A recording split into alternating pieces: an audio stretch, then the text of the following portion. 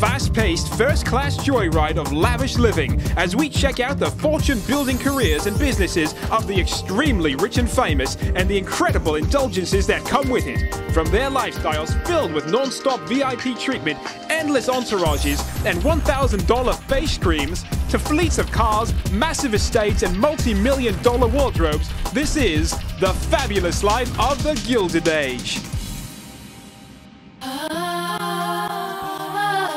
J.P. Morgan. John Pierpont Morgan was an American financier, banker, philanthropist, and art collector who dominated corporate finance and industrial consolidation during his time. Oh yeah, and he was rolling in dollars. Morgan's yachts were so lavish and expensive to maintain that, in response to a question about the cost of maintaining a yacht, he famously replied, "If you have to ask the price, you can't afford it." When J.P. Morgan died, the entire stock market shut down for 2 whole hours. At the time of his death, he had an estate worth $1.39 billion in today's dollars.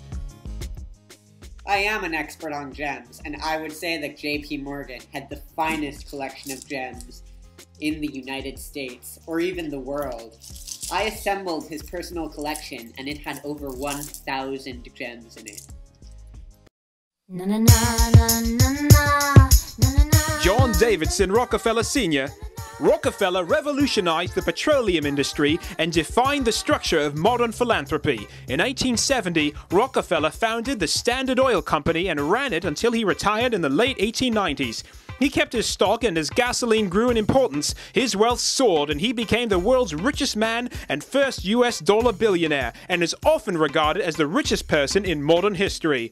Rockefeller was already rolling in oil money by the time that his Standard Oil Company was ordered to be split into 34 new companies, including Chevron, Exxon, and Mobil. As a percentage of the United States economy, no other American fortune, including Bill Gates or Sam Walton, would even come close. Their fabulous life will return after a short commercial interruption. Are you tired of rolling your own cigarettes out of $100 bills? Does it never work for you? Well, we've got a solution. Now you can try fancy cigs that come in their extra wide box, so you can smoke more for longer, and it can cost more. So light one up and enjoy the $100 smoke of fancy cigs.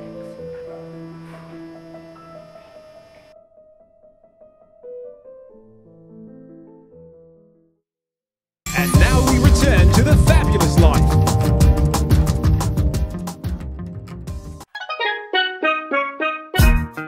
Cornelius Vanderbilt, also known as the Commodore, was an American entrepreneur who built his wealth in shipping and railroads. By many accounts, it was Cornelius Vanderbilt who invented the potato chip.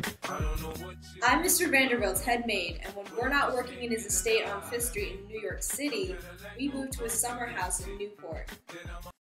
Like we always do with this time. Andrew Carnegie. He resided on Millionaire's Row for over 3 decades, first in a brownstone adjoining the Vanderbilt Chateau at 51st Street, then in this 4-story, 64-room mansion at 91st.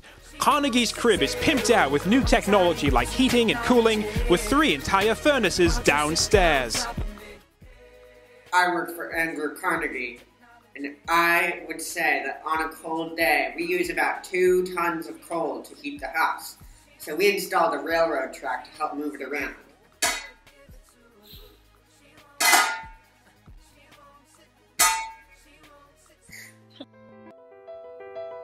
While hordes of starving lower-class workers roamed the streets, the solid gold upper class was showing that they really knew how to party.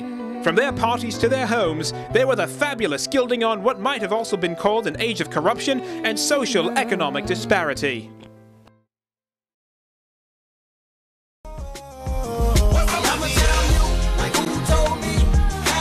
Everything